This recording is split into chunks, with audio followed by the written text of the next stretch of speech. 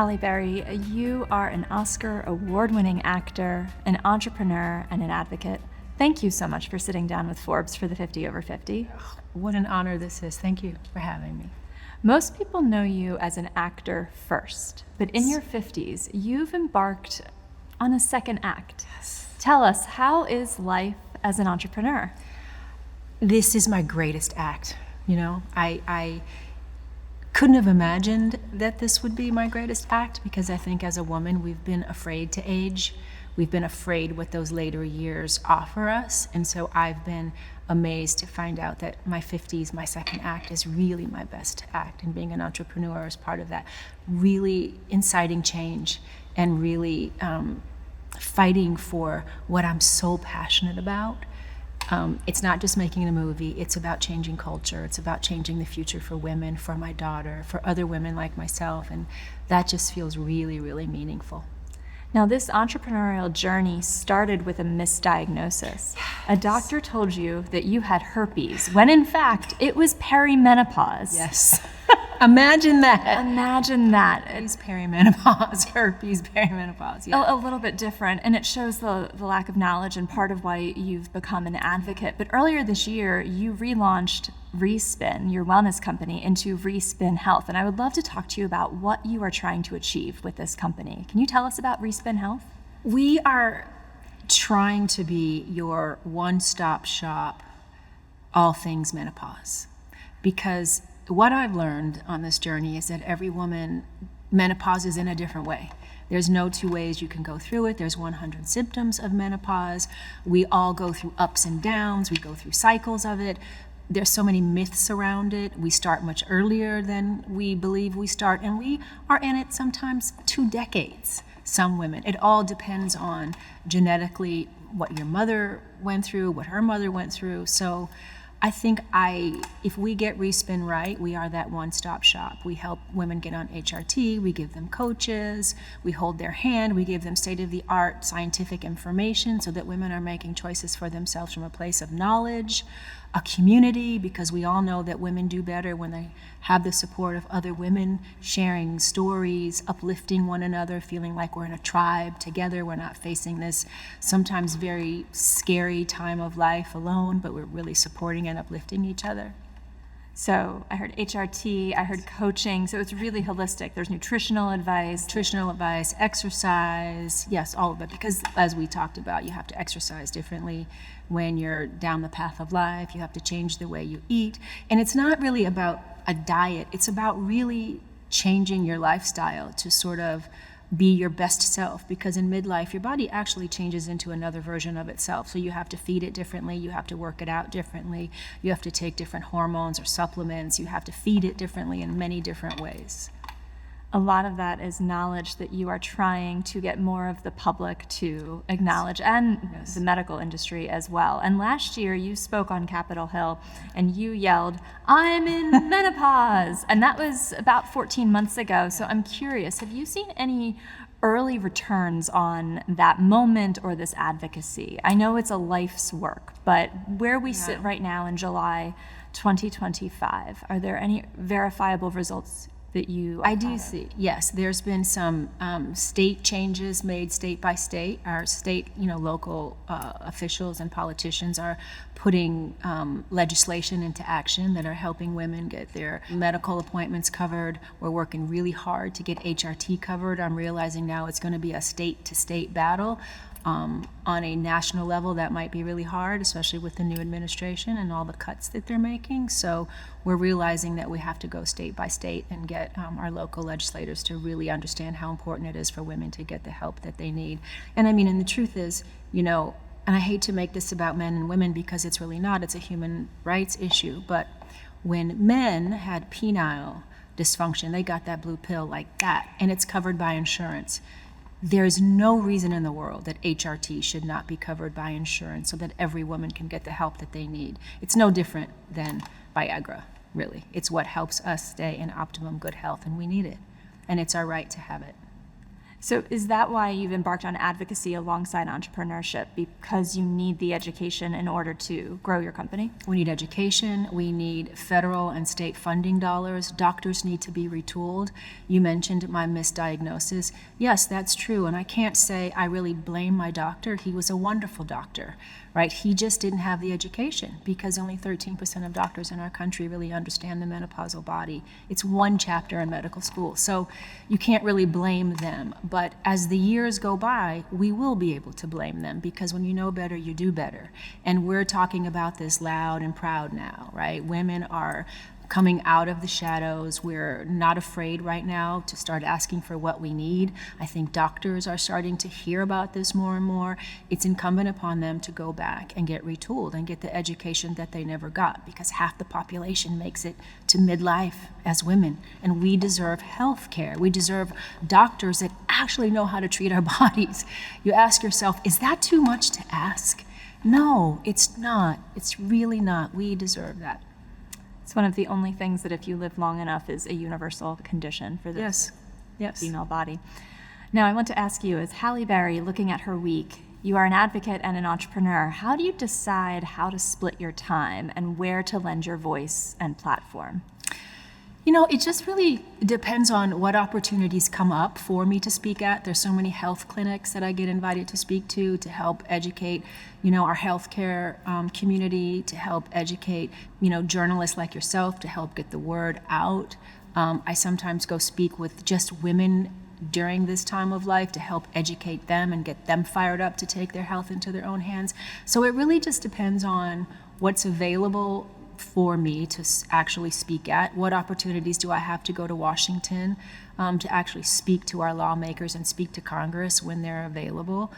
And from the Respin business part, that's an everyday, all day.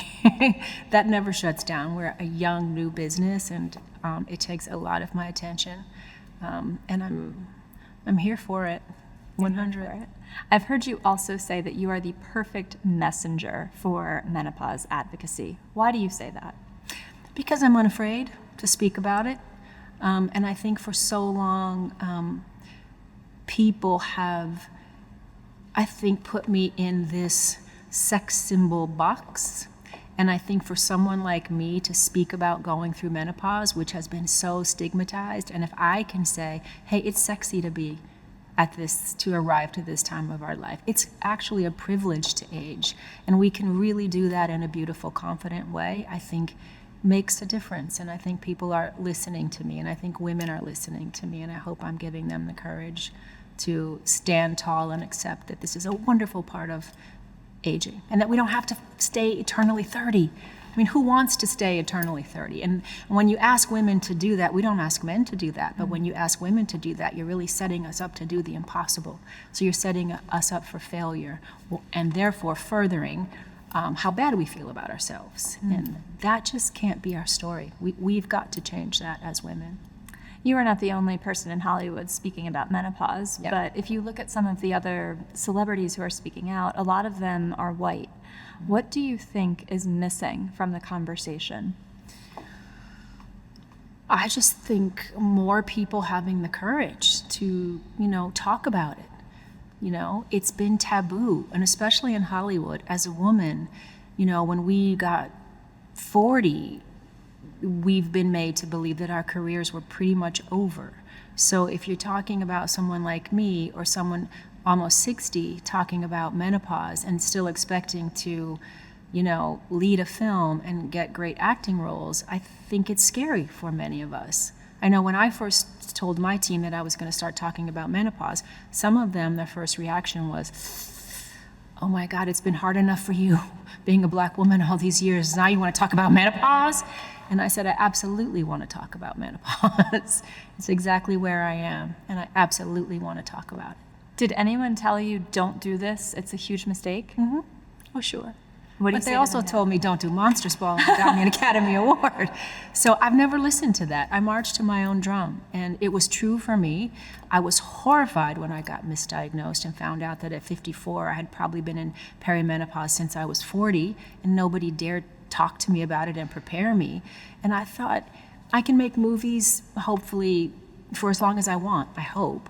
But fighting for a cause like this, fighting for women's health, that to me seems like a legacy worth leaving. That will make me feel like I really took this life and I really did something meaningful with it when I got the chance to do that.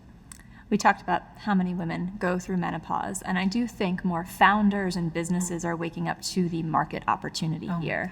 There are some estimates that it will be a $24 billion market by 2030.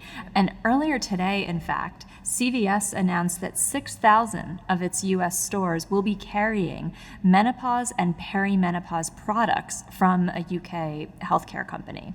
Now, my question to you is, compared to CVS, Respin is a smaller startup. Do you worry about the big guys jumping into this market and taking what Respin is going after? There's so much to be had. There's so much work that needs to be done in this space. I think no.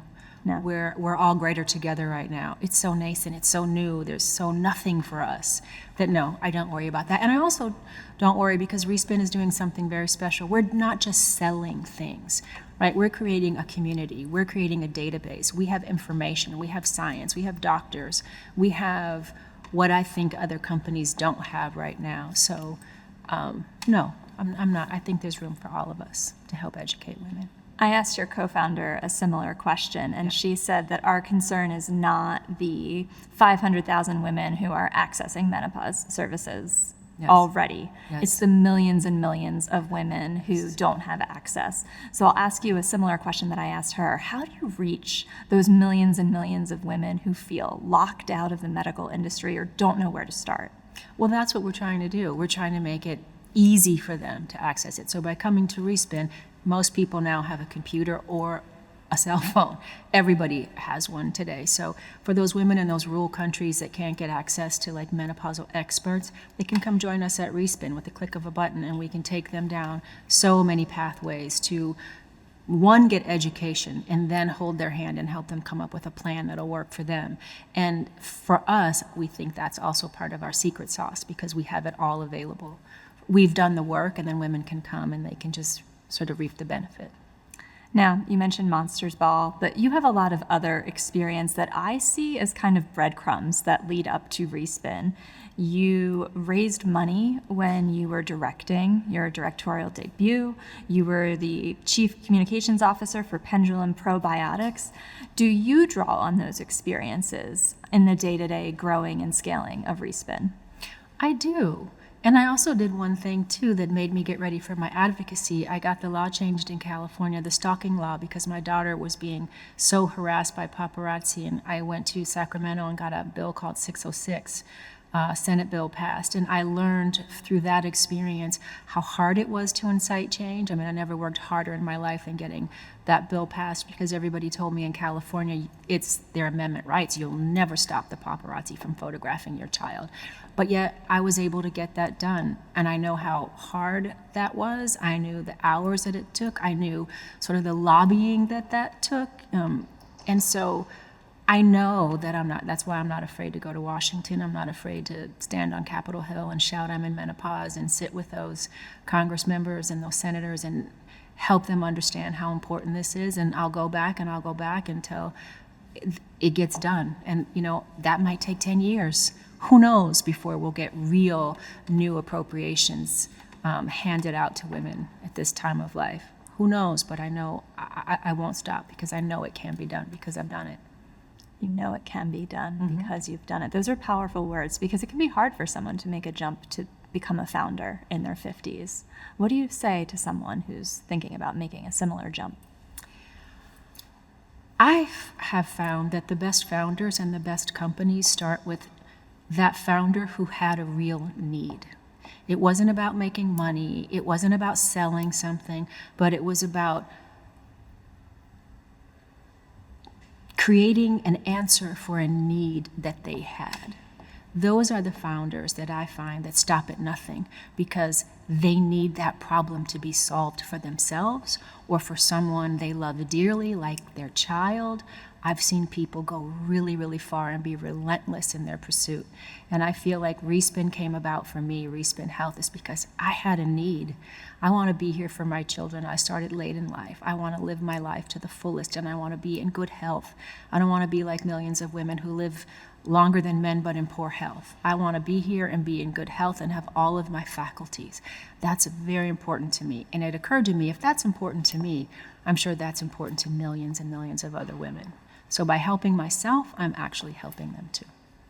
Now, in your acting career, if my math is right, you've broken at least 10 bones and have been knocked out 3 times. So is it fair to call you a fighter? Yes. And knowing what it takes to be a successful entrepreneur, do you think it's harder to be an actor, a successful actor, or a successful entrepreneur? Ooh, they're probably neck and neck. I haven't, I don't know. That's a good question. I'll find out. I will find out. I will find out for sure. But I also know that, fighting is it's in my blood. In high school, I fought my way through high school. I've been sort of that person for most of my life, so I'm not afraid of fighting. It doesn't scare me one bit.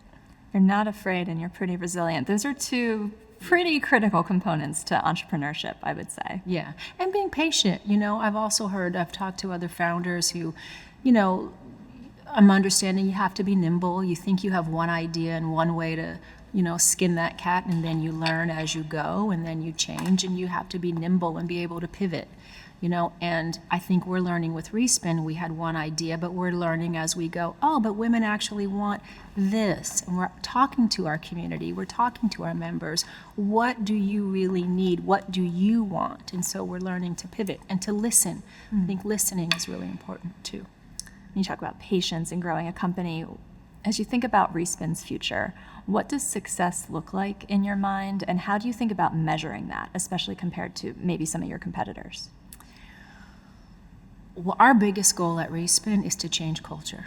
If we do that, regardless of how much money or whatever the company becomes valued at, if we change culture, that will be success for me. And changing culture means that women are no longer ashamed of their midlife years and growing older, that we realize we don't have to stay eternally 30, and we stop doing all these things to our body and face that make us look like monsters, that we can be loud and proud. We can talk about it without shame with our coworkers, with our spouses, with our children, and we can realize and embrace that this really is the best time of our life, and not just say it as a talking head, but really know it and feel it, that we are our best selves right now, and that this age is really what constitutes that.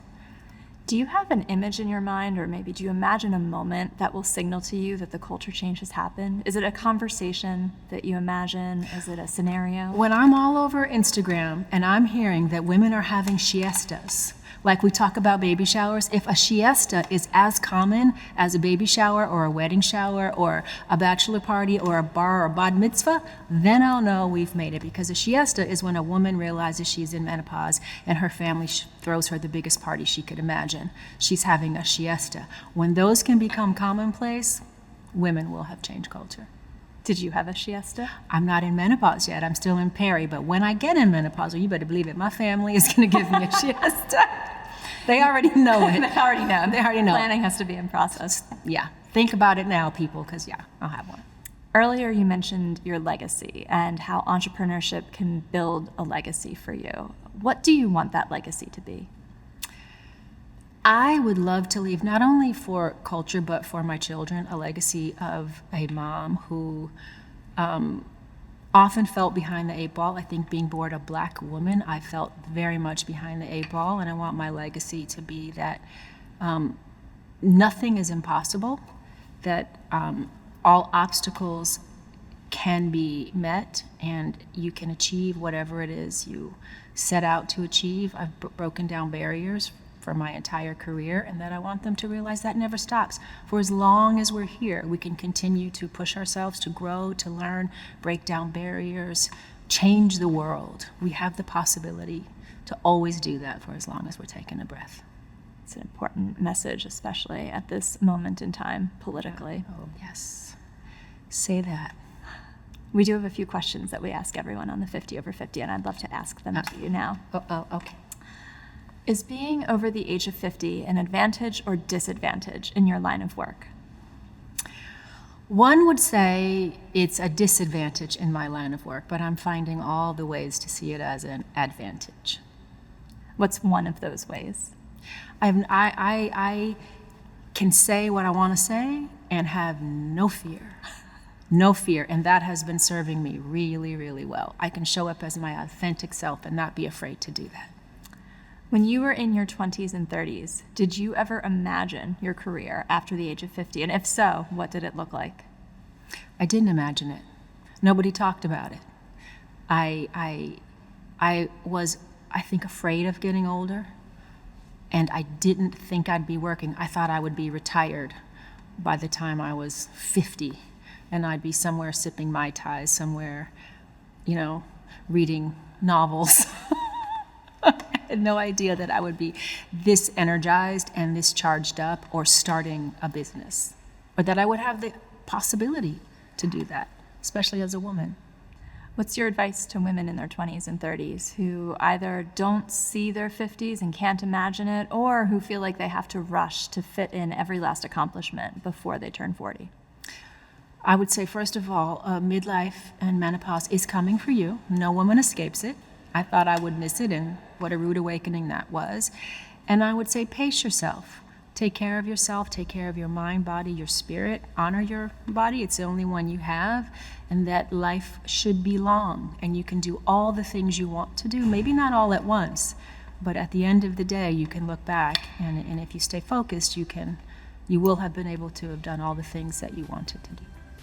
Halle Berry, thank you so much for your time today. We so appreciate it. Thank you very much.